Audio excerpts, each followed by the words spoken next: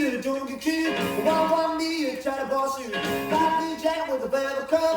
Better look faster than my look, cause I don't want to stay in town. Either one is stay in town. Ain't nobody gonna pull me down. When I'm rocking this daddy around.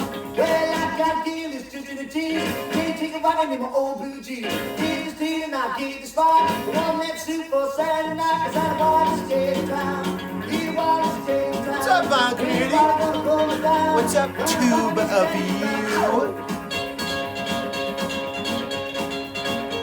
This is that shit. Woo! Smoke. Time, let the jacket hang. Gotta look cool when I'm with the gang. Walk down the street, people step aside. But she keep calling the fucking Welcome, vinyl community. Welcome, the tube of you, to the Cosmic Vinyl. I'm Cosmic Brian, and you're in the cosmic realm once again. This is some killer rockabilly that I picked up. This, you guys are, little do you know right now, you have tuned in to what's known as another episode of Far Finds. That's right, vinyl community. And guess what? I'm switching it up a little bit. Somebody left some beers at our house from a party, so a freshie. Oh, yes, my good friend, of course. It's a big chunk for y'all. All right, let's get on with this. Cosmic Brian lost his glasses. Can you believe that? So I'm using these reading glasses that look like prison issue glasses. So anyway, I'll be using those bad boys if I need them. But anyway, let's jump right into it. What we're listening to here is this red hot rockabilly comp. The best of Crazy Kevon. It's Kevon. I'm not sure. I know who would be sure though. That would be one John from Bit Bop Boom and Garner from High Octane Revival. I'm sure those guys are familiar with this Teddy Boy rockabilly band here. But check those guys out. Isn't that amazing? And look at the back. Look at that guy's jacket right there. I mean, come on, look at, see, it kind of, I mean, it's almost the same jacket, but those guys look badass. That's so great. But these guys are a British rockabilly band, and this is a compilation of their hits. It was actually Crazy Kevon and the Rhythm Rockers. And these guys worked their way through the Teddy Boy pub circuit and eventually landed gigs in big auditoriums and cabaret clubs and eventually like arenas and stuff like that. But you know, you've got like your rock and stuff like the opener there. You got like some slower stuff like this, but songs on this like Teddy Boy Boogie, Rockabilly Star, Old Black Joe is a great song. Teddy Jive. This is fantastic. Stomping. This shit will make you get up and stomp your feet and shake your ass. This is great rockabilly right here. But I'm going to move right along because I'm going to jump from one point to another. This is Hot Pastrami by the Dartals. I used this for an intro not too long ago, but I want to talk a little bit more about it. I also seen somebody show this on an impromptu live stream that High Octane Revival Garner had the other night. Somebody busted this out and showed it with some surf music. This is indeed has some surf elements to it, but it's also got just some good old early 60s rock and roll too. Lots of instrumental stuff on here, but there is some good songs with some lyrics and vocals as well. Hot Pastrami was probably the big hit off this, but there's a song called I Scream, You Scream that is the opener on side 2 that kicks ass, and then there's Night Train, which I think might be a James Brown cover, but I'm not sure. But yeah, this is great. It's a little bit of surf, a little bit of early 60s rock and roll. I don't think these guys did much after this record. I do have a single called Clap Your Hands that is pretty great though. So, but yeah, great stuff. The Dartals. And then I can't show a video without showing a little garage rock. And I picked up this Bittersweet, an album by the Hangman. Now, this was released in, I think, 67 maybe. And these guys were from Maryland, the Washington, D.C. area.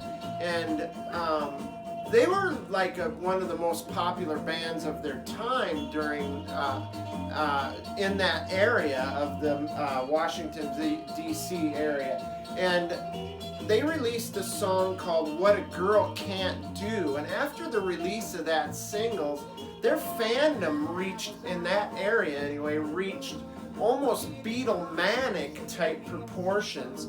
They did a gig after releasing that single where thousands showed up, a riot occurred, the law was called in, the shit hit the fan. But yeah, great stuff. Check them out. I'll give you a little closer look there. Nice cover. Little bit of psychedelia in here too, but the Garage Rockers on here is a song called Faces, and there's also a song called Isn't That Liz, so just kind of a garage rocker. And then this thing closes out with yet another cover of the song Gloria. It's a raucous number that they do on here, but yeah, these guys are great. They were so popular in the Washington, D.C. area that Ethel Kennedy, wife of Robert F. Kennedy, personally invited them to play a party at their house. So that's saying something, right? But yeah, Bittersweet by the Hangman. Great pickup there, man. I don't see that thing around anywhere. So, but yeah, then this, I'm gonna totally shift gears on you here because this is neither old, it's neither garage, but this is something all of its own right here. This is, I literally picked this up a blind buy for the cover alone. Oh, I didn't spend a whole lot of money, but this is the Fearless Leaders, and that's the title of the album there. And if you can see around the border here is the Spam logo, like the Spam, you know, the canned meat, all the way around this. This is friggin' so wild. You can, as you can see by their the back album here, they were must have invested quite a bit in their live efforts because there's all kinds of props and different outfits and stuff. But how do I describe the Fearless Leaders? Obviously, there's a Kiss influence here, also an Alice Cooper type influence, but this is sleaze rock from, I mean, this was released in the early 90s. These guys formed in 86. They obviously wear the makeup. Outlandish live show. Check out a video on YouTube if you just punch in Fearless Leaders. But sleaze rock, metal, punk, and glam rock is how I would describe this. A little mix of everything there. And it is exactly what you get. Listen to the titles of these songs. Dr. Sleaze, Hey Satan, Rape My Mind, She Won't Me, Love Tool. Yeah, you get my drift. And this is crazy. It says here that this was, this happens to be a soundtrack for a full-length film, Graveyard Rock, featuring Fearless Leader. It also says down here in very, very small print, fuck you if you can't take a joke. Who knows? But I'll tell you what, if anything, that's an entertaining record. I'm not telling you to go out and buy it because it's not for everybody, but it's quite entertaining. And then, jumping even further out of the realm, I picked up this Vibrators record. Now the Vibrators were 70s punk rock band. I think 76 maybe is when they formed. Had singles on the UK album chart. These guys are great. Now this is here, hold on. Listen to that. That's what I'm talking about right there. That's fucking Rockabilly right there. That's some good stuff. But anyway, back to the vibes. Vibrators. Now this is one of their later releases. I think this is maybe like a 2007 release. This is I think that this is called fucking Punk 77, and this is a compilation of songs where they cover other punk bands of the 70s. It has White Riot by The Clash. Sheena's a Punk Rocker by the Ramones. There's a couple Ramones covers on here. They do a friggin' killer cover of Sonic Reducer by the Dead Boys, featuring Wayne Kramer of MC5 fame on the track with them. And then they do Pretty Vacant by the Sex Pistols. And one of my favorite songs of all time, Teenage Kicks by the Undertones, Beat on the Brat, Baby Baby, Whips and Furs. This is a great record. It's all punk covers, but it's fantastic. I'm glad to pick that up. Add a little bit of punk flavor to the old Cosmic Realm collection. And then I picked this up. I never, ever see any of the Addicts stuff. But this is a early 2000s release of an album that came out originally in '82 on Razor Records. This is the Addicts Sound of Music. Now these guys, they're kind of known for their Clockwork Orange type image. They wear like the white, full white overalls type stuff, the jack boots, and of course the black bowler hats there. But this is a great cover. Great songs on this. Very fast-paced punk rock. Catchy melodies and lyrics. Some lighthearted lyrics, which kind of set them apart from other bands of punk bands of their time. Great songs on this. Joker in the Pack. Johnny Was a Soldier. Shake, Rattle, Bang Your Head. This is great. Now I don't know exactly what the definition of oi is. I know Vinyl Richie does, but for me this kind of sounds like it would fall into that oi category. A lot of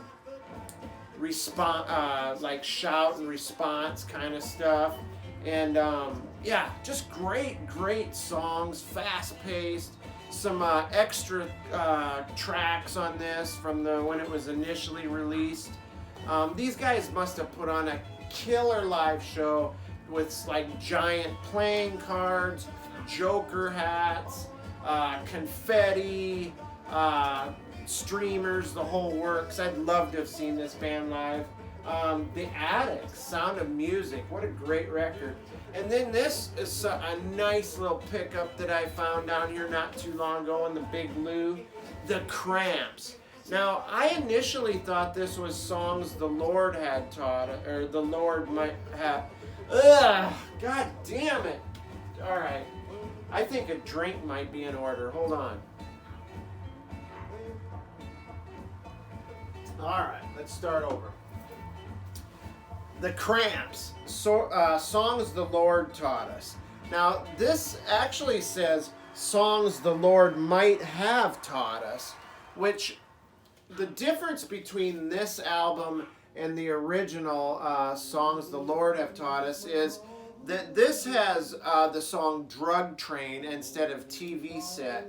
Now, Alex Chilton produced that initial album, that original album, and he actually influenced them not to put Drug Train on that original release, as he didn't think it fit in. So But this has Drug Train on it. This is also different mixes than the first release. So yeah, this is fantastic.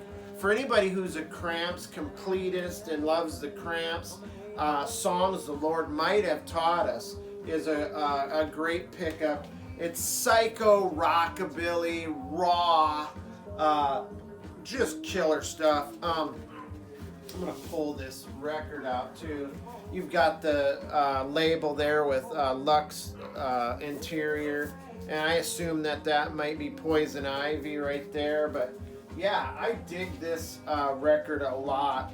If I had any complaints at all, it's the sound is a little bit thin, but not so bad that it's not a great listen. So anyway, that's my Far Out Finds video. I hope you guys enjoyed it.